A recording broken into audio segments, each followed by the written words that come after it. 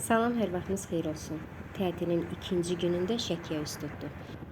Məşhur Şəki yaylasını və Qayadibi şəlaləsini görməyə getdik.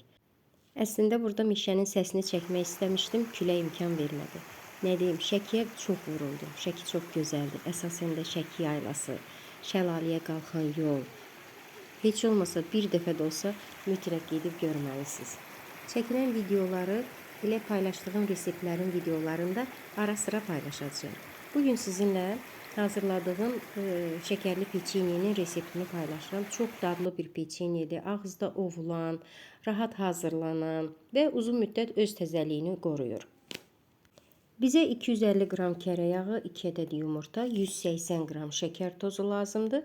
Yağ otaq temperaturunda yumşaldılır. Görürsüz, çəngəllə çox rahat bir şəkildə əzilir. Bunu çəngəllə və yaxud da ki, elə mikserlə çala bilərsiniz. Hansı sizə daha rahatdırsa. 1 çimdik duz, 1 paket vanil və 1 limonun qabığını, 3 xörək qaşığı limon suyunu əlavə edirik. Yaxşıca qarışdırırıq. 1 paket qabartma tozu və yaxud da 1 çay qaşığı qabartma tozu əlavə edirsiniz. Un mütləq əvvəlcədən ələnməlidir. Mən bunu dəfələrlə deyirəm, çünki un həm havalanır içərisində, şirniyyatımız, hazırladığınız məmulat daha kövrək alınır. 3 stəkan un əlavə olunur. 2 stəkan yarım unu əlavə edib xəmiri qatırıq. Yarım stəkanı sonradan əlavə edə bilərsiniz. Bax belə plastilin yumşaqlığında bir xəmir alınır. Yağdan, undan və yumurtadan asılı olaraq ola bilər 2 stəkan yarım un işlənsin.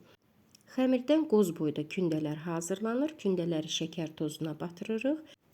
Listə perqament kağız sərilir və soba 170 dərəcədə qızdırılır. Xəmirləri listə düzdükdən sonra gördüyünüz formada üzərinə çimdik atılır. Xəmiri tutub sıxırsınız, bu forma verməlidir. Xəmir bu formasını saxlaması üçün xəmir biraz soyuq olmalıdır. Əgər otaq istidirsə, xəmiri soyuducuya qoya bilərsiniz. Əvvəlcədən qızdırılmış sobada 10-12 dəqiqəyə bişir. Hazır peçenyeləri sobadan çıxardırıq, soyuduruq və saxlama qabına yığa bilərsiniz. Soruşanlara indidən deyim, kakao, qoz, fındıq qata bilərsiniz. Əgər kakao qatacaqsınızsa, o zaman 2 xörək qaşığı kakao əlavə edirsiniz. Bu zaman unu 2 xörək qaşığı azaltmaq lazımdır. 8-10 gün boyatlamadan, dadı dəyişmədən hazırlanan və saxlanan bir peçenyedir. Hazırlayan hər kəsə indidən nuş olsun. Kanalı izləməyi, videoları bəyənməyi unutmayın. Bizi hansı bölgədən izləyirsiniz, onu yazın. Sağ olun, sağlıqla qalın.